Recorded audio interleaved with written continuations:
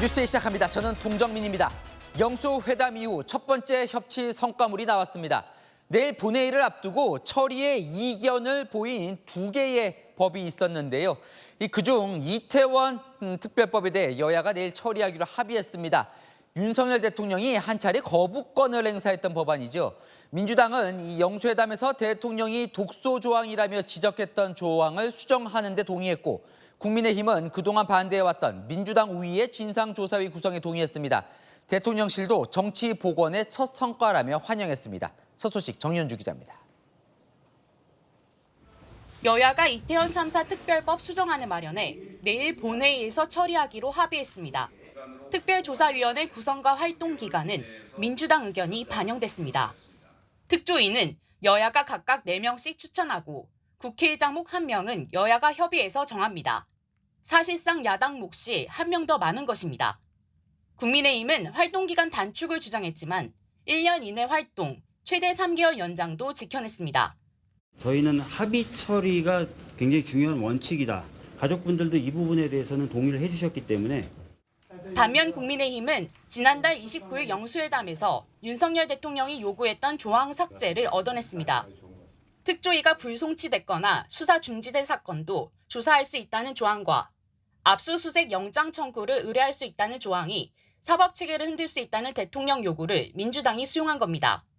윤석열 대통령님과 이재명 대표님과의 회동에서 윤석열 대통령께서 이 문제에 대한 이야기를 하셨고, 그것이 물꼬가 돼서 지난 1월 윤 대통령은 야당이 단독으로 강행 처리한 이태원 특별법에 대해 거부권을 행사한 바 있습니다. 여야 합의가 이뤄지면서 대통령실도 환영의 뜻을 밝혔습니다. 윤석열 대통령과 이재명 더불어민주당 대표 간의 회담을 통해 여야 간 협치와 정치의 복원이 시작됐는데, 이번 이태원 특별법 합의는 그 구체적인 첫 성과라고 평가합니다. 대통령실은 앞으로도 국정 현안에 대한 합의와 협치를 기대한다며 다른 쟁점 법안도 합의 처리해 줄 것을 요구했습니다. 채널A 뉴스 정현주입니다. 이태원 참사 특별법과 달리 최상병 특검법은 여야 합의가 이뤄지지 못했습니다. 민주당은 내일 본회의에서 반드시 처리하겠다는데, 그러려면 김진표 국회의장이 상정을 해줘야 가능합니다. 여야 합의를 촉구하는 김 의장을 향해 친정인 민주당에서 원색적인 욕설까지 나왔습니다. 김유빈 기자입니다. 더불어민주당은 김진표 국회의장을 향해 최상병 특검법도 내일 본회의에 상정하라고 압박하고 있습니다. 이태원 특별법과 함께 처리를 시도하겠다는 겁니다. 저희는 내일 처리하는 것이 맞다라는 입장입니다. 합의를 위한 대화도 저희들은 할 거고, 의장님을 설득하기 위한 작업도 하겠다. 하지만 국민의힘은 여야 합의를 위해서 시간을 두고 더 논의하자고 맞섰습니다. 5월 말까지 시간이 좀 있으니까 그때까지만이라도 이견을 조정하려는 노력을 한번 해보는 것이 어떨까, 그런 제안을 드립니다.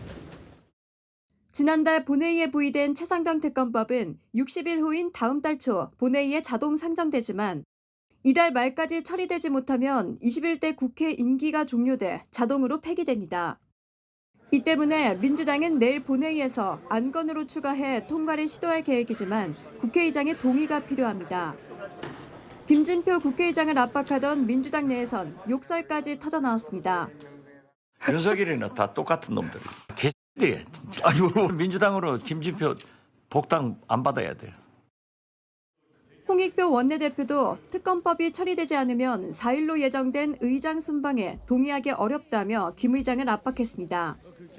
김 의장 측은 채널A 통화에서 기본적으로 여야가 합의해야 상정한다는 게 기본 방침이지만, 이번에 상정을 안 하면 21대 국회 임기가 끝나는 상황이라 고민이 깊다고 전했습니다. 채널A 뉴스 김유빈입니다. 진짜 정치, 정치부 이현수 차장 나왔습니다. 자, 의장이 욕설까지 하면서 최상병 특검법을 밀어붙이는 이 민주당이 진짜 이유가 뭡니까? 민주당 21대 국회에서 끝내야 한다고 생각합니다. 이번 국회에서 처리한다 수차례 민주당이 약속해왔고요. 총선 민심도 바로 그렇다는 겁니다. 민주당은 총선 승리 1등 공신이 최상병 사건 관련한 이종섭 전 대사 출국 논란으로 보고 있거든요. 압승의 여세를 몰겠다는 겁니다. 또 내일 본회의에서 처리를 해야 윤석열 대통령이 거부권을 행사하더라도 이달 말 28일, 21대 국회 임기가 끝나기 전에 재의결을 시도할 수 있습니다. 대통령이 거부권을 쓸 걸 예상하고 사실상 대통령 독주 프레임도 끌고 갈 수 있다는 거죠. 뭐 한 달 있으면 한 달 내로 22대 국회가 시작되는데 그때 하면 안 됩니까? 네, 그때 해도 됩니다. 이미 민주당에서 내부에서는 22대 국회에서 다시 발의하겠다라고 말하고 있습니다. 그러나 22대 국회가 5월 30일부터 임기를 시작하면 상임위 배분하는 것부터 당장 원구성 협상부터 해야 하거든요. 그런데 이 협상이 좀 치열해서 한 달 넘게 걸리는 경우가 많았습니다. 최상병 특검법의 경우에는 지난해 10월 패스트트랙에 올라서 지난달 3일 본회의에 도착했으니 6개월 정도 걸린 건데요. 이 과정을 다시 거쳐야 할 수도 있으니 21대 국회에서 마무리하겠다는 겁니다. 자, 어쨌건 합의 없이 이제 처리를 하려고 한다면 야당이 입법 독주한다 이런 비판도 있을 텐데요. 그런데 민주당은 이제 그런 비판을 별로 겁내지 않는 분위기입니다. 총선 이후에는 독주 비판보다 성과를 내는 게 더 중요하다고 봅니다. 또 선거 끝나고 국민의힘 내에서도 안철수 의원 등 최상병 특검법에 일부 찬성하는 목소리도 나왔었는데요. 대통령이 거부권을 행사하더라도 재의결할 때 여당 이탈표를 노려볼 수 있다는 겁니다. 자, 근데 이태원 특별법은 또 합의를 도출해냈잖아요. 네. 그건 좀 다른 거예요? 민주당은 다르게 보고 있습니다. 이태원 특별법은 법이 통과되면 여야가 함께 진상규명 특별조사위원회 활동을 해야 하니 협조가 필요하다고 보고 있고요. 또 영수회담에서 윤 대통령이 독소조항 외에는 취지에 동의한다고 말하면서 급물살을 탄 것도 있습니다. 그런데 최상병 특검법은 사실상 대통령을 정면으로 직격하는 내용이잖아요. 여당은 절대로 받을 수 없다는 걸 민주당도 너무 잘 알고 있기에 이번 국회에서 빨리 처리하자는 겁니다. 그런데 이 국회의장을 왜 이렇게 밀어붙이는 거예요? 우선 국회의장의 결단 없이는 이달 내에 이 최상병 특검법을 상정할 수도 없기 때문입니다. 보통은 국회의장이 안 해주면 이제 민주당 목 국회 부의장을 압박할 수도 있는데 하필 부의장이 국민의힘으로 옮긴 김영주 의원이죠. 오롯이 김진표 의장이 결단을 해줘야만 가능한 겁니다. 안 해주면 친정 복당 안 해줄 거다, 순방도 못 간다 이렇게 부글부글 압박하고 있는데요. 김 의장도 합의 처리 원칙을 지킬 거냐, 마지막으로 친정인 민주당의 손을 들어줄 거냐, 고심이 깊은 것으로 전해집니다. 네, 내일 봐야겠네요. 진짜 정치 이현수 차장이었습니다. 국민의힘 지도부 구성 소식으로 넘어갑니다. 원내대표 대세론이 나왔던 친윤 이철규 의원은 불출마로 무게가 쏠리고 있습니다. 당 대표는 나경원 대세론 속에서도 유승민 전 의원이 출마를 검토하고 있고 여론조사에서는 원희룡 전 장관도 급부상하고 있습니다. 이현재 기자입니다. 이철규 국민의힘 의원은 오는 9일로 예정된 원내대표 선거에 불출마 가능성이 높은 것으로 전해졌습니다. 이 의원과 가까운 한 의원은 원내대표 선거일까지 연기한 만큼 무리하게 출마하지는 않을 것 같다고 했습니다. 유력한 당권주자로 꼽혀온 나경원 당선인도 이른바 나이 연대설에 발끈하며 거리를 두는 모양새입니다. 굉장히 고약한 프레임이라고 생각합니다. 이철규 의원 단독 출마, 단독 당선 이런 모습은 당에 건강하지 못하다. 그래서 본인이 판단하실 거라고 생각을 하고요. 당내에서는 나경원 당대표 대세론이 우세한 가운데 유승민 전 의원이 당권 도전을 시사했습니다. 고민을 할 수밖에 없죠. 보수 정치가 이대로 가면 망하겠다 싶어서 당원 100% 하면서 저는 당이 아주 망가졌다고 생각을 합니다. 유 전 의원과 가까운 김웅 의원은 채널A에 유 전 의원이 당내 상황을 묻는 등 고민이 많아 보였다고 전했습니다. 어제 발표된 당대표 적합도 여론조사에서는 국민의힘 차기 당대표로 나경원 당선인과 원희룡 전 국토부 장관이 오차범위 내였습니다. 국민의힘 지지층을 떼어놓고 봐도 두 사람의 적합도는 팽팽했습니다. 채널A 뉴스 이현재입니다. 자, 한동훈 전 국민의힘 비대위원장도 복귀 준비를 하는 걸까요? 조만간 낙선자들과 만날 것으로 전해졌습니다. 전당대회 등판론이 끊이지 않는 가운데 여론조사에선 여전히 여권 내 압도적인 1위 차기 대권 주자라는 조사 결과도 나왔습니다. 조민기 기자입니다. 총선 참패 책임을 지고 물러난 한동훈 전 국민의힘 비상대책위원장이 여전히 여권 내 가장 유력한 차기 대권 주자로 꼽히는 것으로 나타났습니다. 오늘 발표된 여론조사에서 국민의힘 지지층 내 한 전 위원장 지지율은 58.1%로 2위인 원희룡 전 국토교통부 장관을 6배 가까이 앞섰습니다. 한 전 위원장은 이번 달부터 당내 인사들과 만나며 행보를 재개할 것으로 알려졌습니다. 한 전 위원장과 가까운 여권 관계자는 한 전 위원장이 주변으로부터 5월 한 달 동안은 당내 의원, 낙선자들과 많이 만나라는 조언을 들은 것으로 안다고 말했습니다. 한 전 위원장이 다음 주부터 본인이 영입한 인사를 중심으로 만남의 자리를 가질 거라는 관측이 나옵니다. 민주당에서 넘어온 이상민 의원이 대표적입니다. 한동훈? 네, 예. 그렇죠. 근데 전화도 안 받아요 요새. 예. 전화 안 받. 예, 나는 네. 친한이라고 생각하는데 예. 별로 친하다고 생각 안 해요. 한 전 위원장은 건강을 회복하면서 최근 이 의원에게도 연락을 취해 조만간 만나자는 뜻을 밝힌 것으로 전해졌습니다. 한 전 위원장은 전당대회 출마 여부에 대해 언급하지 않고 있습니다. 여당 관계자는 전당대회 출마 가능성이 열려 있는 것으로 알고 있다고 했습니다. 채널A 뉴스 조민기입니다. 이러다 보니 민주당과 조국혁신당의 협공이 시작된 걸까요? 조국혁신당이 1호 법안으로 예고한 한동훈 특검법에 대해 민주당도 협조할 뜻을 밝혔습니다. 이세진 기자입니다. 22대 국회 민주당 첫 원내대표로 사실상 내정된 박찬대 의원이 조국혁신당이 1호 법안으로 꼽은 한동훈 특검법에 협조할 뜻을 내비쳤습니다. 공정과 상식의 수준에서 처리돼야 될 부분이기 때문에 뭐 큰 틀에서는 합의가 이루어질 것 같습니다. 박 의원은 한동훈 전 위원장에 대해 내로남불의 전형이라고 비판하며 대부분의 야당 의원들이 반론을 제시하지 않을 것이라고 덧붙였습니다. 조국혁신당이 추진하는 한동훈 특검법에는 검찰의 고발 사주 의혹, 윤석열 검찰총장 징계 관련 의혹, 딸 논문 대필 의혹 규명 등이 포함될 것으로 전해졌습니다. 조국 대표는 22대 국회에서 1호 법안으로 추진하겠다는 뜻을 분명히 했습니다. 한동훈 특검법은 당연히 유효하죠. 네. 실제 제가 1호 법안으로 내겠다고 당대표로서 기자회견을 했기 때문에 네. 법안은 이미 준비되어 있고 민주당과 협력하여서 얘기할 것이고요. 황운하 조국혁신당 원내대표는 민주당과의 대화 채널이 가동됐다고 밝혔습니다. 민주당은 한동훈 특검의 필요성에는 공감하지만 처리 시기는 검토해보겠다는 입장입니다. 민주당 핵심 관계자는 22대 국회엔 최상병, 김건희 여사 특검 등 살아있는 권력에 대한 특검이 우선 재추진될 것이라며 한 전 위원장 행보를 보고 시점을 조율할 가능성이 있다고 말했습니다. 채널A 뉴스 이세진입니다.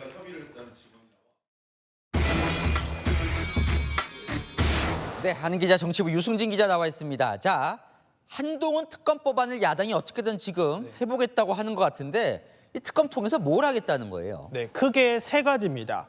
먼저 검찰 고발 사주 의혹, 또 윤석열 검찰총장 당시 징계 관련 의혹, 딸 논문 대필 의혹이요. 이 고발 사주 의혹 같은 경우는 공수처가 앞서 한 전 위원장에 대해 무혐의 처분을 내렸다가 재수사에 나섰고요. 또 딸 관련 의혹은 지난해 경찰이 무혐의 처분을 내렸는데 최근 경찰이 수사 심의를 열어서 적정한 결정이었는지 살펴보기로 한 상태입니다. 네, 근데 먼저 좀 따져보죠. 조국혁신당은 이게 1호 법안으로 하겠다는 거예요. 왜 이렇게 서두르는 겁니까? 네, 조국혁신당은 이번 총선에서 정치검찰에 대한 심판을 공약으로 내걸어서 표를 얻었죠. 1호 법안부터 선명성을 보여주겠다는 겁니다. 그 타깃으로 조국 대표 등 범야권 인사수사와 밀접한 관련이 있는 법무부 장관 출신 한동훈 전 위원장으로 정한 거죠. 한 전 위원장이 검사 시절에 윤석열 당시 검찰총장과 함께 살아있는 권력도 수사해야 한다는 목소리를 내온 점을 꼽으면서 이걸 한 전 위원장 본인에게도 적용을 해보자는 논리입니다. 한 전 위원장은 2019년에 대검찰청 반부패 강력부장으로 자녀 입시 비리 의혹을 포함한 조국 사태 관련 수사를 지휘했었죠. 이 조 대표 입장에서는 나를 수사했던 것처럼 너도 수사를 받아라 이런 거고요. 또 그 과정에서 한 전 위원장 관련 의혹이 하나라도 사실로 드러나면 깨끗하지 않은 사람이 나를 수사했다. 즉 내로남불로 역공을 펼 수도 있겠죠. 그렇군요. 그러면 민주당은 왜 함께 하겠다 이쪽으로 가는 거예요? 네, 사실 민주당 속내는 좀 복잡합니다.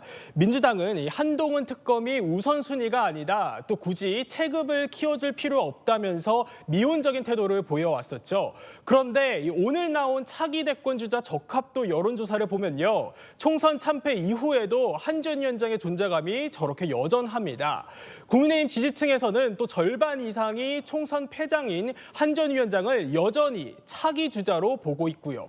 민주당 입장에선 견제할 수밖에 없는 여권 인사인 거죠. 민주당 핵심 관계자는 한동훈 특검법은 필요하다고 본다면서 한 전 위원장의 매일 법치를 얘기했는데 도대체 얼마나 깨끗하고 또 수사할 자격이 있었던 건지 짚어볼 수 있다고 하더라고요. 한 전 위원장이 가진 가장 큰 이미지 중 하나가 공정과 법치인데 특검을 통해서 이걸 흔들 수 있다면 민주당도 굳이 반대할 이유가 없는 거죠. 한 전 위원장은 이 본인 한동훈 특검법에 대해서 뭐라고 해요? 네, 안 그래도 오늘 한 전 위원장에게 직접 물어봤는데요. 한 전 위원장은 답은 하지는 않았습니다. 다만 이 한 전 위원장 측근들에게도 한번 물어봤는데요. 한 전 위원장이 이 사안에 대해서는 크게 신경 쓰지는 않는다고 하더라고요. 한 전 위원장 어떻게 되는 겁니까? 전당대회 나오는 거예요? 조금 움직임도 있는 것 같은데. 네, 정확히 말씀드리면요. 아직 알 수 없다입니다. 출마나 또 불출마 의사를 명확하게 밝히지는 않고 있거든요. 한 전 위원장과 가까운 인사도 고민 중인 걸로 안다면서 가능성을 완전히 닫지는 않았습니다. 총선 패배에 대한 책임론, 또 윤석열 대통령과의 갈등 구도가 또다시 부각될 거라는 우려가 이 출마 결심의 변수가 될 전망인데요. 다만 정치개혁 약속에 대한 실천 의지나 또 수도권 정당으로 가기 위해 한 전 위원장의 역할을 요구하는 목소리가 커지는 상황에 따라서 전당대회에 나설 가능성은 열려 있습니다. 네, 잘 들었습니다. 아는 기자 유승진 기자였습니다. 네, 감사원의 선거관리위원회 특혜 채용 감사 결과 어제 전해드렸죠. 저희 채널A 오늘도 이어갑니다. 아들이 내부에서 세자로 불릴 정도로 선관위 사무총장 아들의 선관위 채용과 이후 관사 사용까지 조직적인 특혜가 있었다는 게 감사 결과인데요. 이 감사원이 확보한 구체적인 증거를 전민영 기자가 단독으로 취재했습니다. 내부 직원들도 걱정할 정도였습니다. 지난해 아들 특혜 채용 의혹 경찰 조사에서 무혐의를 받은 김세환 전 중앙선관위 사무총장. 당시 경찰은 김 전 총장이 부당한 영향력을 행사했다는 증거를 발견하지 못했다고 설명했습니다. 하지만 감사원은 디지털 포렌식으로 직원들의 사내 메신저 대화 내용을 대거 확보한 걸로 확인됐습니다. 지난 2020년 6월 한 인사과 실무자는 김세환 차장이 내부 위원만으로 심사위원을 구성한 게 문제가 되는지 검토하라고 지시했다더라며 문제가 없는지 검토해보라 해서 조용히 검토한 것 같다고 다른 실무자에게 말합니다. 대화에선 문제시하려면 문제될 것 같다는 내용이 오갔습니다. 감사원은 채용 과정에서 김 전 총장이 개입했을 가능성이 있다고 본 겁니다. 현행법에 따르면 시험위원 중 절반 이상은 다른 행정기관 소속 공무원 혹은 민간인으로 해야 합니다. 김 전 총장 아들이 강화군 선관위에서 인천 선관위로 전입되는 과정에서도 특혜 정황이 발견됐습니다. 전입 한 달여 전인 2020년 12월 초 인사과 과장은 전임 과장에게 김세환 총장 전화를 받았는데 아들 이야기만 하더라며 관사를 사용하는 건 소문이 좋지 않을 것이라고 말했습니다. 이 시기는 전입이 결정되기 전이었습니다. 전입을 전제로 관사 논의가 오갈 정도로 전입이 내정됐었단 정황이라고 감사원은 봤습니다. 이에 전임 과장도 절대 관사를 사용하면 안 된다. 인사 불만자들의 소문이 좋지 않을 것이라고 부정적 의견을 표했습니다. 그럼에도 선관위는 김 전 총장 아들에게 관사를 주고 한도를 초과해 월세를 지원했습니다. 채널A는 김 전 총장에 수차례 연락했지만 닿지 않았습니다. 채널A 뉴스 전민영입니다.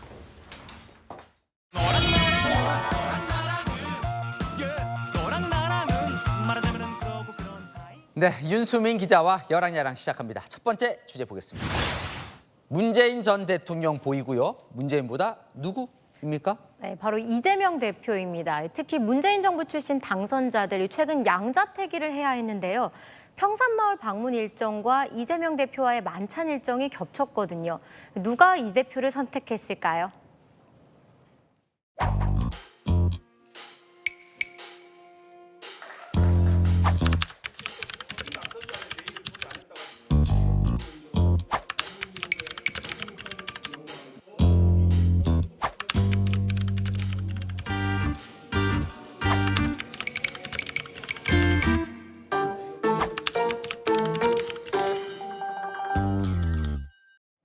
네, 이 회의 친명 원외 조직인 더민주 전국혁신회의의 총선평가 간담회인데요. 문재인 정부 출신 인사들도 다수 포함됐는데 간담회 후 이 대표와 만찬을 하느라 평산마을에 못 간 겁니다. 그러니까 이 대표 만찬 쪽으로 갔다는 건데 일정이 겹치면서 당선인들이 좀 곤란했겠네요. 네, 당초 이재명 대표는 오찬을 할 예정이었는데요. 그러면 오후에 문 전 대통령이 있는 평산마을을 방문하는데 무리가 없죠. 하지만 갑자기 이 대표의 영수회담이 오후 2시로 잡히면서 오찬이 만찬으로 변경된 겁니다. 네, 이 대표 만찬 쪽으로 간 이 당선자들 뭐라고 합니까? 네, 제가 물어보니까 일정이 꼬여서 어쩔 수 없었다고 하더라고요. 평산마을을 가려면 하루를 전부 빼야 한다. 개원 준비 등으로 지방에 갈 수 없어서 당대표 만찬에 간 것이라고 했습니다. 이번에 평산마을로 간 당선인 20여 명은 인증사진도 올리지 않았는데요. 평산에 간 참석자, 친문과 친명을 갈라치게 하지 말라는 당부를 하기도 했습니다. 네, 다음 주제 보겠습니다. 유승민 전 의원과 한동훈 전 비대위원장, 이 배신자 뭐예요?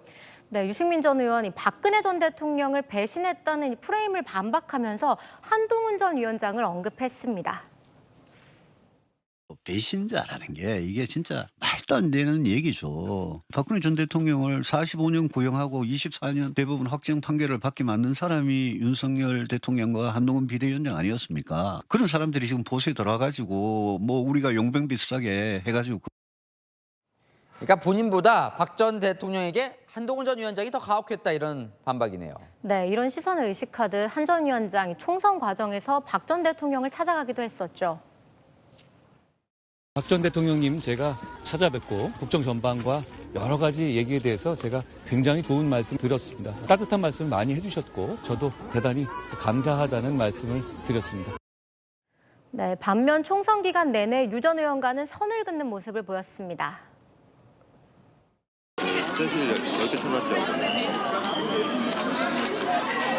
특별히 생각해 본 적이 없는데요. 네, 유 전 의원 입장에선 당권, 대권의 잠재적 경쟁자일 수 있는 만큼 견제에 나선 모습입니다. 네, 하나 더 보겠습니다. 네. 홍준표 대구시장 50만 원 내는 데는 뭔가요? 네, 홍 시장 최근 이 여의도 정치에 쓴소리를 쏟아내고 있죠. 지난달 24일부터 4박 5일간 중국 출장을 다녀왔는데요. 이 기간 SNS 글을 7개나 쏟아냈습니다. 온라인에선 대구시정에 집중하라는 이 비판들이 터져 나왔는데요.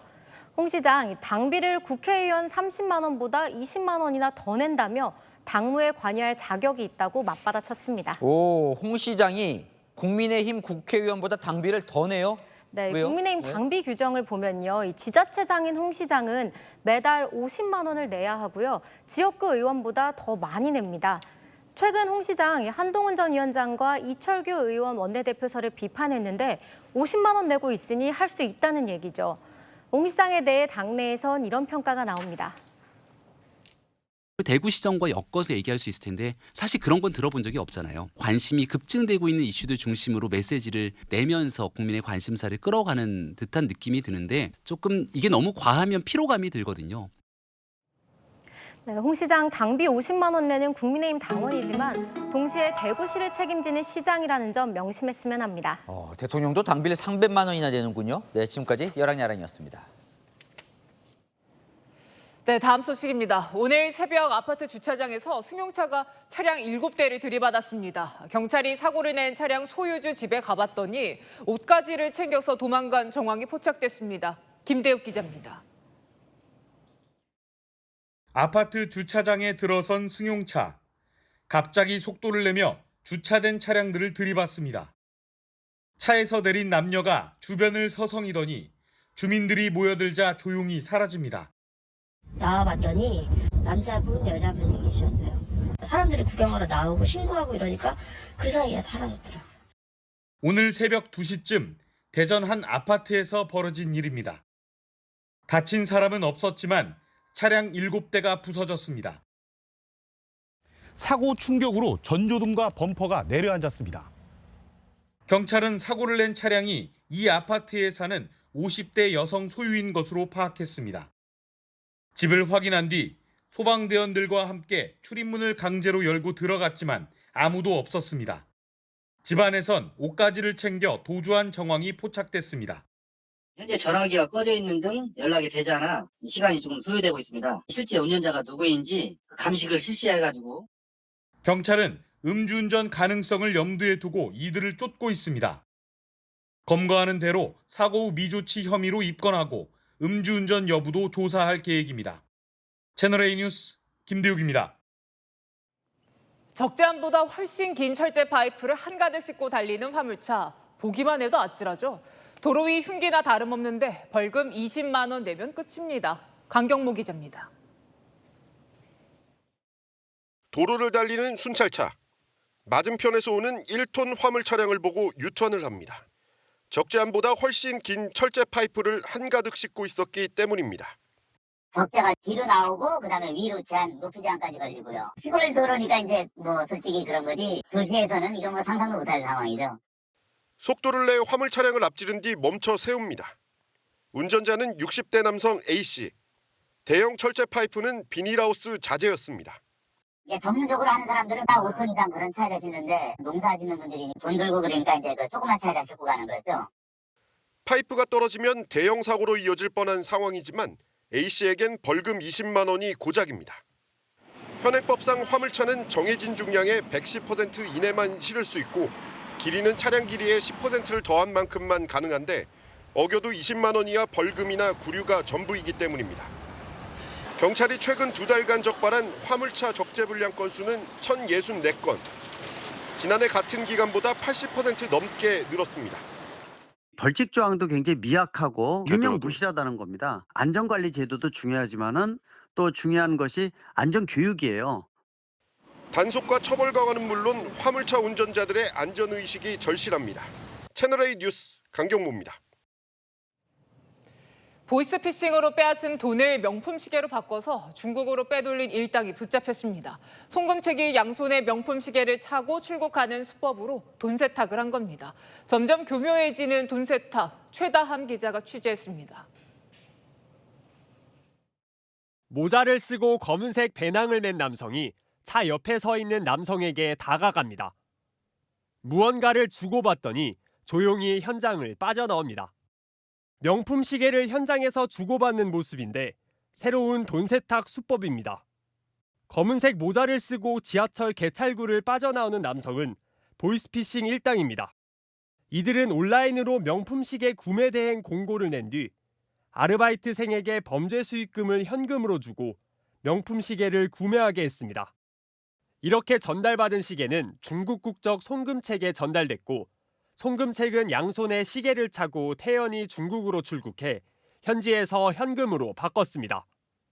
송금책은 롤렉스 시계 8개를 이렇게 중국으로 가져갔는데 현금화한 금액만 7억 원어치에 달합니다. 예전에는 대포 통장이나 코인으로 돈 세탁했는데 거래 내역 꼬리표가 붙자 이후엔 카드 금괴를 활용하기도 했습니다. 이거 금이네? 다 뺐네. 응? 금이에요. 금 하지만 무게가 있다 보니 해외 들고 나가기가 더 쉬운 명품 시계가 최근 활용되고 있는 겁니다. 경찰은 구매 대행 아르바이트로 위장해 일당 15명을 차례로 검거한 뒤 국내 관리책 등 4명을 구속했습니다. 채널A 뉴스 최다함입니다. 근로자의 날인 오늘 서울 도심 곳곳에서는 대규모 집회가 열렸습니다. 집회 소음은 기준치를 한참 넘는 120데시벨까지 올라갔는데요. 참기 어려운 소음이 경찰이 단속에 나서도 매번 반복되는 이유가 뭘까요? 권경문 기자입니다. 세종로 왕복 8차선 도로엔 민노총 조합원 15,000여 명, 여의도 국회 앞엔 한노총 조합원 7,000여 명이 모였습니다. 모든 노동자의 노동권을 쟁취하자! 근로자의 날을 맞아 집회를 연 건데 공중에 달린 대형 스피커에선 쉴 새 없이 노동가가 울려 퍼집니다. 경찰 소음 측정 차량에선 100데시벨을 웃도는 수치가 계속 찍힙니다. 최고 120데시벨까지 나왔는데 지나던 시민들은 양손으로 귀를 틀어막아야 할 정도입니다. 그러니까 너무 시끄러워가지고 무슨 일이 있나 좀 싶었어요. 친구들끼리 얘기할 때도 잘 안 들리고 이래가지고 소리가 갑자기 막 커질 때 조금 옆 사람이랑 대화하는 게 조금 안 들리긴 했어요. 주간에는 평균 75데시벨을 웃도는 소음이 10분 이상 계속되면 안 됩니다. 여의도 국회 앞은 오피스텔과 주상복합이 있는 주거 지역인 만큼 기준이 더 엄격합니다. 평균 65dB를 넘는 소음이 5분 이상 지속되면 안 됩니다. 참다 못한 주민들은 신고까지 하며 민원을 제기했습니다. 1주에 15만 한 거예요. 그 주민이 직접 해야 효과가 있다고요. 결국 경찰은 주최 측에 구두 경고까지 했습니다. 표현의 자유만큼 시민 불편도 가중되는 상황. 경찰은 소음 기준을 더 강화하는 내용의 법률 개정을 추진하고 있습니다. 채널A 뉴스 권경문입니다. 어른 2명에 아이 2명까지 탈 수 있는 마차형 자전거입니다. 서울시가 한강공원에서 시범 운영 중인데요. 폭이 1.5m인 자전거 도로의 3분의 2를 차지하다 보니 다른 자전거의 주행을 방해하고 충돌 위험도 있습니다. 김단비 기자가 현장 취재했습니다. 여의도 한강공원, 성인 2명에 아이 2명까지 탈 수 있는 다인용 자전거입니다. 특이한 외관의 자전거를 가족이나 연인과 함께 타보려는 사람들이 적지 않습니다. 그런데 이 공원의 자전거 도로폭은 최소 1.5m, 나란히 앉아 타는 구조다 보니 도로 3분의 2를 차지합니다. 뒤따라오는 자전거는 앞이 잘 보이지 않습니다. 이게 지금 시범운영 맙신 제작을 이렇게 했기는 어렵잖아요. 큰 크기와 무게 때문에 느린 속도로 달리다 보니 다른 자전거의 주행에도 방해가 됩니다. 차선을 넘어가 추월하려는 자전거들이 마주오던 자전거와 충돌할 뻔하는 아찔한 상황도 발생합니다. 네, 지금 성인 2명이 열심히 페달을 고르고 있는데요. 그래도 일반 자전거보다는 속도가 안 나기 때문에 가다소다를 반복하고 있고요. 계속 비켜주고 멈추고 이런 상황이 반복되고 있습니다. 인원을 초과해 타거나 위험하게 매달려 타는 경우도 있지만 마땅히 제재도 못합니다. 좀 무법질서 때문에 그런 것 같아요. 다들 놀러 오시고 네. 그런 거라 대여하시는 분들한테 좀 안내 설명 이런 거를 좀 해줘야 되는 의무도 있지 않을까. 서울시의회 제안으로 지난 3월 시범 도입하면서 기존 자전거 도로에서 운행이 가능한지 안전 문제는 없는지 검토되진 않았습니다. 폭이 좁을 수 있다라는 그런 예를 들어서 그런 계산이나 그런 조사는 먼저 선행됐는지 여쭤봤던 겁니다. 아니니까는 그거에 대해서 저희가 이제 사전에 그것까지는 저희가 해서 알았어요. 서울시는 일단 오는 7월까지 시범 운행할 계획이라고 밝혔습니다. 채널A 뉴스 김단비입니다. 네, 유치원이나 초등학교 앞 스쿨존에서는 시속 30km 이하로 운전해야 합니다. 정부가 중고등학교 앞도 스쿨존처럼 차량 속도를 제한하는 걸 검토 중입니다. 시민 반응은 엇갈리는데요. 강태현 기자가 취재했습니다. 서울의 한 중학교 앞 이면도로. 학생들이 몰리는 등하굣길, 교통사고가 항상 걱정입니다. 지나갈 때 보면 막 가끔씩 애들이 막 위험하게 뛰어들 때도 있거든요. 실제로 학교 앞 중고등학생 보행 교통사고를 조사한 결과 등하교 시간대에 집중되고 있었습니다. 하지만 유치원, 초등학교와 달리 중고등학교 앞은 어린이 보호구역으로 지정이 안 돼 차량 속도 제한이 대부분 없습니다. 행정안전부는 중고등학교 이면도로를 보행자 우선 도로로 지정해 차량 운행 속도를 최대 시속 30km로 낮추는 방안을 검토 중입니다. 서울의 한 중학교 앞입니다. 도로 폭이 약 6m로 차 한 대가 겨우 지나갈 정도에 인도와 차도가 구분돼 있지도 않은데요. 이런 곳이 속도 제한 구역 설정 대상지입니다. 주민들의 반응은 엇갈립니다. 우선 애들인데 사고 안 나니까 좋지요. 경각심도 세워주고 그거 좋잖아요. 중고등학교는 어느 정도 컸으니까는 크게 안 바꿔도 되지 않을까 싶습니다. 정부는 전국 5,600여 개 중고교 앞 도로의 위험성을 전수조사할 예정입니다. 이르면 올해 안에 지자체의 협조를 받아 중고등학교 앞도 보행자 우선 도로로 지정할 계획입니다. 채널A 뉴스 강태현입니다. 국내 탈모 인구는 1,000만 명에 달합니다. 약값 부담도 만만치가 않은데요. 그러다 보니 이 공장처럼 처방전을 찍어내고 약도 박리담회로 파는 이른바 성지들이 생겨나고 있습니다. 탈모인들의 오픈런 현장을 배준석 기자가 취재했습니다. 탈모인의 성지로 불리는 종로의 한 병원입니다. 이른 아침부터 발 디딜 틈이 없는데 환자가 많다 보니 처방도 공장식으로 속전속결입니다. 진료실로 들어간 지 50초 만에 나와 처방전을 받아갑니다. 성지가 돼가지고 좀 되게 사람이 진짜 많아졌더라고요. 얼른 아침에 일찍 찾아왔는데도 불구하고 사람이 많아가지고 좀 오래 기다렸습니다. 처방 비용도 저렴해 남녀노소 가리지 않고 찾습니다. 가격이 또 저 학생분들도 주머니 사정도 뻔한데 저렴해서 많이 오세요. 수험생인데 머리가 자주 빠져가지고 다른 병원들 진료비 보면은 수십만 원 단위로 깨지는 거 보고 좀 부담됐는데 여기는 확실히 그 부담이 없어가지고. 바로 앞에 약국거리가 있는데 탈모약을 박리담회로 싸게 파는 것도 탈모인을 끌어모으는 이유입니다. 실제로 유명 탈모 치료제인 A 제품 3개월치를 구매할 경우 이곳에선 처방비와 약값까지 6만 8천 원 선이지만 동네 병원과 약국에서는 2배 이상인 14만 5천 원이 나옵니다. 복제약이나 장기 처방을 받을 경우 가격 차이가 더 벌어집니다. 비대면 진료는 처방비가 비슷했지만 3개월 이상 처방이 안 되고 다시 약을 받아야 하는 불편함이 있었습니다. 국내 탈모 인구만 1,000만 명에 달하는 상황. 여기다 고물가의 주머니 사정도 빡빡해지자 탈모약 성지를 찾는 발길이 끊이지 않고 있습니다. 채널A 뉴스 배준석입니다. 제로 슈거, 설탕이 제로라니 열량도 적겠거니 싶지요. 소주 마실 때 죄책감을 조금이나마 덜어줬는데 이 한국소비자원 조사 결과 그럴 만한 효과는 없었습니다. 김지혁 기자입니다. 건강을 위해 음료나 술을 고를 때 설탕이 안 들어간 제로 슈거 제품을 찾는 사람들이 많습니다. 저 운동을 좋아하다 보니까 그냥 제로 음료를 과하지 않게 하루에 한두 캔 정도 이내. 특히 당류가 없는 제로 슈거 소주를 마시면 열량도 확 낮을 거라는 인식이 강한데 실상은 달랐습니다. 시중에서 판매되는 일반 소주와 당이 없다고 강조하는 제로 슈가 소주입니다.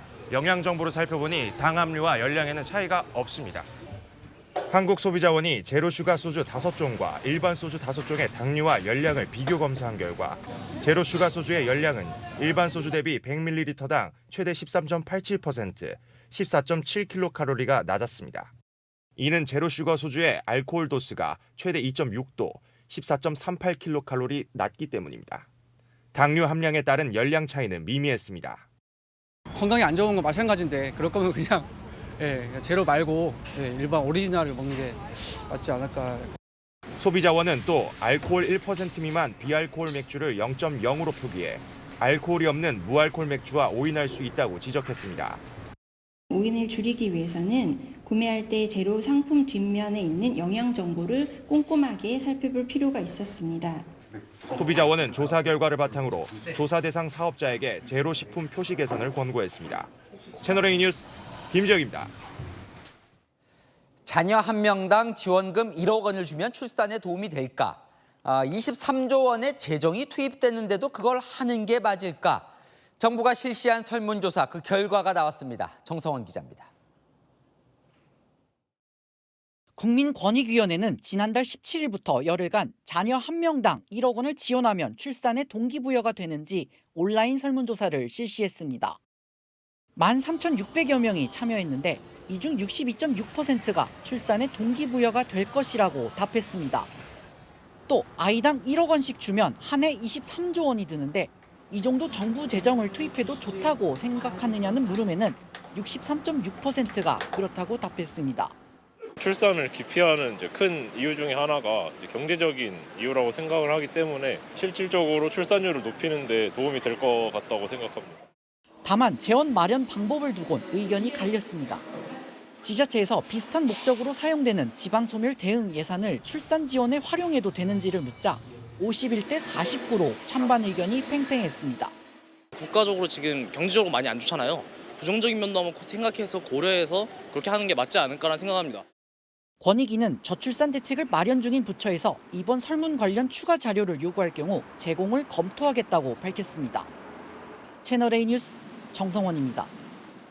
참 보신 것처럼 현금 1억 이야기가 나올 정도로 저출산은 우리 국가 최대의 난제입니다. 이건 도움이 될까요? 이 정부가 아내가 출산할 때 남편도 지금보다 2배 늘어난 한 달 동안 이 출산 휴가를 쓰는 안을 추진합니다. 이어서 유찬 기자입니다. 여성의 독박 육아 부담은 아이 낳길 꺼리는 이유 중 하나입니다. 이에 정부는 아내가 출산할 때 남편이 쓸 수 있는 유급 휴가 기간을 늘려 남성의 돌봄 참여를 확대하기로 했습니다. 배우자 출산휴가 기간이 근무일 기준 기존 열흘에서 20일로 늘어날 전망입니다. 주말을 합치면 한 달을 쉴 수 있는 셈입니다. 2007년 첫 도입 당시 사흘이었던 남편 출산 휴가가 약 7배 늘어난 겁니다. 아내가 임신했을 때 남편이 출산휴가나 육아휴직을 사용하는 것도 허용합니다. 아침에 7시 정도 나갔다가 요즘에는 좀 많이 늦어갖고 도움이 되죠, 많이. 나중에 크면은 아이들이랑 솔직히 놀 시간이. 저녁에 퇴근해서 뭐 한 잠깐 한두 시간 있다. 남자의 그 육아에 대한 그 인식의 개선이 좀 필요하다고 보거든요. 다만 이 대책은 법 개정 사안이라 실제 시행까지는 시간이 걸릴 것으로 보입니다. 정부는 현재 월 최대 150만 원인 육아휴직 급여를 단계적으로 인상할 계획인데 육아휴직 사용률이 여성 30%, 남성 5%에 그치는 한계부터 해결해야 한다는 지적도 나옵니다. 채널A 뉴스 유찬입니다. 네, 대전의 유명 빵집은 지난해 매출이 1,200억 원을 넘고 영업이익은 대기업 빵집을 제쳤습니다. 소비자들을 사로잡은 비결이 뭔지 경제카메라 정현우 기자가 취재했습니다.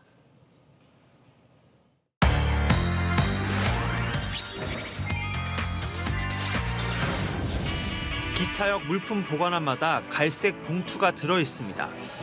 대전 명물빵집 성심당에서 구매한 빵들입니다. 출장 왔다가 이제 유명하니까 가족이 지인 것까지 사달라 해가지고. 성심당의 지난해 매출은 1,243억 원. 전국에서 단일 빵집이 매출 1,000억을 넘은 건 처음입니다. 지난해 영업이익은 315억 원으로 대기업 프랜차이즈를 제쳤습니다. 1,000원짜리 빵에 재료비만 370원을 쓸 정도로 대기업 빵집보다 원재료비 비중이 높은 것이 인기 비결로 꼽힙니다. 이만큼 진짜 담지도 못할 만큼 사서 가족들 거 이제 지인들도 사다 보니까 4, 5만 원? 가격도 진짜 착한 것 같고 품질도 다 신선한 것 같고. 인기 제품을 사려고 매장 안에 별도의 줄이 생깁니다. 이거 먹으려고 왔어요. 인기가 갈수록 많아져서 처음엔 줄 안 섰는데 이제는 줄도 서고. 이른 아침부터 몰려든 손님들이 쟁반 가득 빵을 담습니다. 1945년 문을 연 우리나라에서 가장 오래된 빵집, 군산 이성당입니다. 주말엔 단팥빵만 하루 10,000개 이상 팔릴 만큼 손님이 몰리면서 지난해 매출과 영업이익이 역대 최고를 기록했습니다.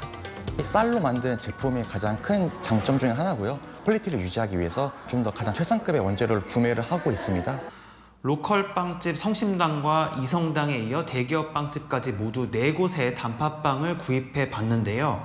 대기업 제품은 팥보다 빵의 비중이 더 커 보입니다. 무게당 가격도 대기업 빵집보다 로컬 빵집들이 더 저렴했습니다. 오랜 역사를 지닌 로컬 빵집을 찾아다니는 새로운 소비 문화도 생겨나고 있습니다. 관광지 오듯이 빵집 술래, 빵 술래 그런 거가 더 즐거움이지. 대기업들은 소규모로 직접 운영하는 로컬 빵집과 프랜차이즈 빵집을 영업이익으로 단순 비교하는 건 무리라고 말합니다. 프랜차이즈는 본사와 가맹점이 이익을 나누는 데다 상대적으로 많은 광고비를 지출할 수밖에 없다는 겁니다. 전문가들은 로컬 빵집의 인기 요인으로 희소성과 이야깃거리가 많은 역사를 꼽습니다. 소비자들은 문화나 이야기를 구매하고 싶은 거지 단순히 빵을 먹고 배를 채우기 위해서 구매하는 건 아니거든요. 또 마케팅보단 재료에 신경을 쏟고 뚜렷한 개성을 갖춰 소비자를 사로잡았다는 분석입니다. 경제카메라 정현우입니다. 네, 미국 대학가에서는 이스라엘의 공격을 규탄하는 친팔레스타인 시위가 들불처럼 번지고 있습니다. 시위의 진원지인 뉴욕 컬럼비아대에서는 경찰이 학생 50여 명을 강제 연행했습니다. 현장에 나가 있는 최주연 특파원 연결합니다. 최 특파원, 지금도 시위가 진행 중인 겁니까? 네, 저는 지금 친팔레스타인 시위의 진원지인 뉴욕 명문사립대학교 콜롬비아대 앞에 나와 있습니다. 수십 명의 시위 참가자들이 체포된 지 10시간이 넘었는데 보시는 것처럼 학교 정문은 굳게 잠겨 있는 상황이고 이쪽을 보시면 학교 앞에는 만일의 상황을 대비하기 위해 경찰차 여러 대와 또 경찰 여러 명이 대비를 하고 있는 상황입니다. This is the New York City Police Department. You have been warned as per City College to leave the campus. If you refuse to leave, you may be placed under arrest. 어젯밤 뉴욕 경찰은 사대리 차를 이용해 시위대가 점거 중인 학교 건물로 진입했고 50여 명의 시위 참가자들을 연행했습니다. 시위대는 손이 결박된 채 끌려나와 경찰차에 강제 연행됐습니다. 학교 측은 불법 시위에 가담한 학생들을 퇴학 조치할 것이라고 경고했는데 이에 반발한 학생들이 학내 건물인 해밀턴 홀까지 점거한 겁니다. 하지만 시위대의 기세는 꺾이지 않고 있습니다.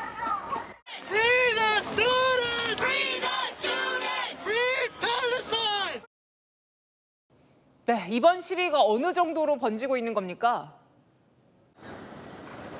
네, 뉴욕타임즈에 따르면 경찰이 투입돼 체포 그리고 연행이 이루어진 대학교만 미국 내에서 30곳이 넘는 것으로 알려졌습니다.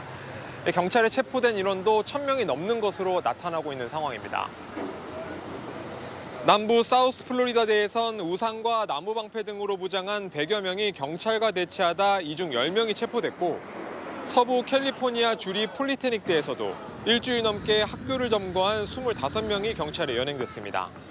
미국 정부도 우려의 성명을 냈습니다. The president believes that forcibly taking over a building on campus is absolutely the wrong approach. That is not an example of peaceful protest. 월스트리트 저널은 이번 시위가 11월 미 대선을 앞두고 바이든 캠프의 골칫거리가 됐다고 보도하기도 했습니다. 지금까지 뉴욕에서 채널A 뉴스 최주현입니다.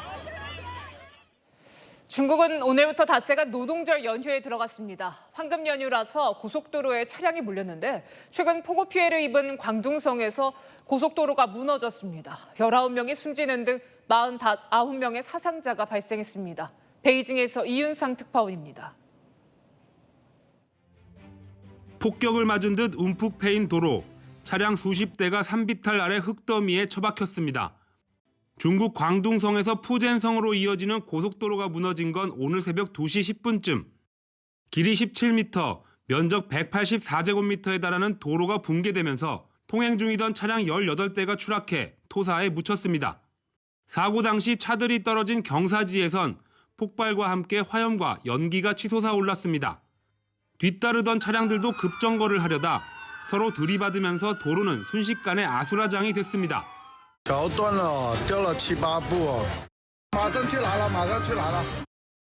닷새간의 노동절 연휴 첫날 새벽부터 고속도로에 차량이 몰리면서 피해가 커졌습니다. 涉及人员共49人，其中19人不幸遇难，30人正在医院全力救治，暂无生命危险。 교통당국은 최근 계속된 폭우가 영향을 미친 것으로 보고 붕괴 원인을 조사 중입니다. 베이징에서 채널A 뉴스 이윤상입니다.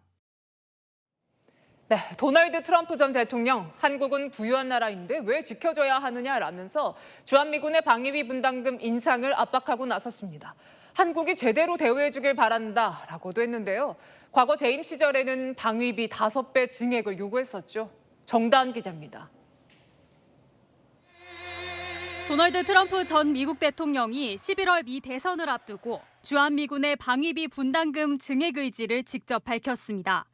현지 시각 어제 공개된 타임지와의 인터뷰에서 한국에서 주한미군을 철수할 것이냐는 질문에 트럼프 전 대통령은 한국이 우리를 제대로 대우해주길 바란다며 매우 부유한 나라를 왜 지켜줘야 하냐고 반문했습니다.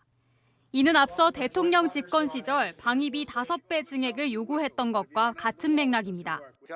We don't want to be subsidizing rich countries at the disadvantage to us, so that makes me a little bit different than any other president.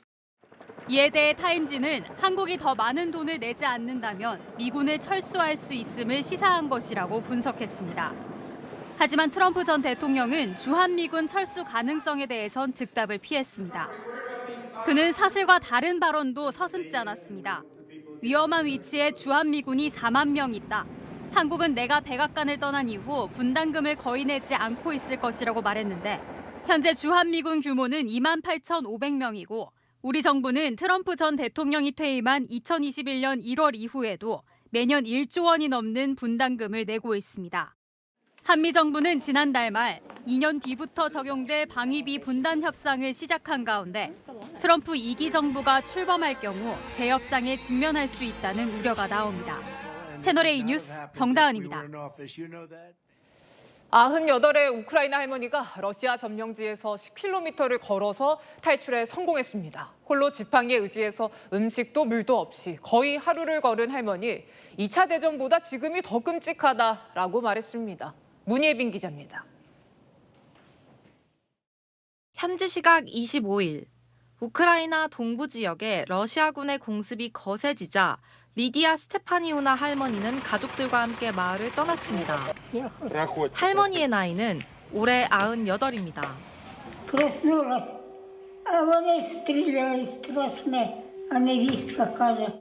슬리퍼 차림으로 피난길에 오른 할머니는 지팡이와 나무 조각에 의지한 채 무작정 길을 걸었습니다.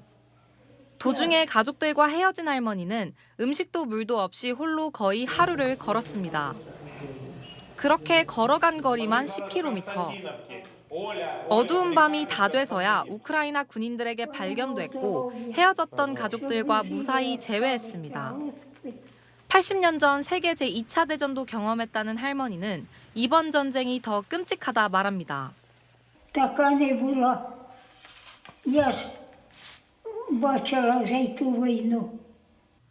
러시아군은 무기병력 부족에 시달리는 우크라이나에 총 공세를 퍼붓고 있습니다. 현지 시각 오늘 새벽에는 러시아군이 집속탄으로 의심되는 미사일로 흑해 항구 도시인 남부 오데사를 공습해 3명이 숨진 것으로 알려졌습니다. 채널A 뉴스 문예빈입니다. 하나로 돌아온 류현진이 마침내 KBO 통산 100승을 달성했습니다. 다음 목표는 한미 통산 200승인데요. 홈 16경기 연속 매진 기록을 이어가는 하나가 리그 흥행을 이끌고 있습니다. 김호영 기자입니다. 메이저리그에서 함께 활약했던 추신수를 삼진으로 잡아내며 산뜻하게 출발한 류현진. 하지만 수비 실책에 이은 실점이 나옵니다. 100승을 향한 세 번째 도전도 호락호락하지 않은 상황. 위기의 류현진을 구한 건 4번 타자 노시환이었습니다. 노시환은 미끄러지듯 넘어지며 묘기처럼 쳐낸 만루 홈런으로 경기를 뒤집었습니다. 6이닝 2실점으로 막은 류현진은 KBO 사상 33번째로 100승 투수가 됐습니다. 100승 달성 속도는 3번째로 빨랐습니다. 경기 후에는 만루 홈런으로 도와준 노시환에게 고기를 먹여주며 고마움을 전했습니다. 오늘 경기하고 데뷔 첫 승했었던 경기가 아직까지 기억에 남는 것 같고요. 아무래도 오늘이 가장 기억에 남지 않을까 생각합니다. 올 시즌 한화로 복귀해 7경기 만에 2승을 따낸 류현진은 한미 통산 200승은 좀 더 빨리 이루겠다고 밝혔습니다. 메이저리그 기록은 78승으로 한미 통산 200승까지는 22승을 남겨놓고 있습니다. 류현진의 100승 현장엔 만원을 이룬 홈팬들이 함께했습니다. 홈 16경기 연속 매진 기록을 이어가는 한화는 올 시즌 프로야구 흥행몰이의 주역으로 떠오르고 있습니다. 채널A 뉴스 김호영입니다. 내일은 전국적으로 봄 기운이 가득하겠습니다. 종일 맑은 하늘에 대부분 오늘보다 3도 이상 올라 따뜻하겠습니다. 다만 아침 공기는 차갑겠습니다. 기온이 낮은 아침에는 남부지방을 중심으로 안개도 짙겠습니다. 가시거리가 200m 미만으로 짧아져 교통 안전에 유의해야 합니다. 낮이 되면 자외선이 매우 강해지겠습니다. 특히 충청 이남 지방은 자외선 지수 매우 높으므로 자외선 차단제는 필수입니다. 한편 오늘 곳곳으로 건조특보가 발표된 중부지방은 대기가 더욱 건조해지겠습니다. 내일 아침 서울 12도, 대전 9도, 대구는 8도로 내륙은 쌀쌀하겠습니다. 낮엔 서울 24도, 대전 25도, 춘천은 26도까지 올라 덥게 느껴지는 곳도 있겠습니다. 기온은 토요일까지 더 오르겠고요. 어린이날에는 전국에 비가 내리며 기온이 차츰 떨어지겠습니다. 날씨였습니다. 남편도 출산 휴가 한 달 쓰게 하자 정부가 오늘 내놓은 정책입니다. 아이 낳고 일하는 부부들 조금이라도 돕자는 취지인데 아직까지 현실은 녹록지가 않습니다. 특히 10인 미만 사업장의 남성들 눈치 안 보고 출산 휴가 쓴다는 답변은 절반 정도밖에 안 됩니다. 정책 만드는 것도 중요하지만 더 중요한 건 실현 가능성이죠. 마침표 찍겠습니다. 좋은 정책 꼭 실현되도록 뉴스에 마칩니다. 감사합니다.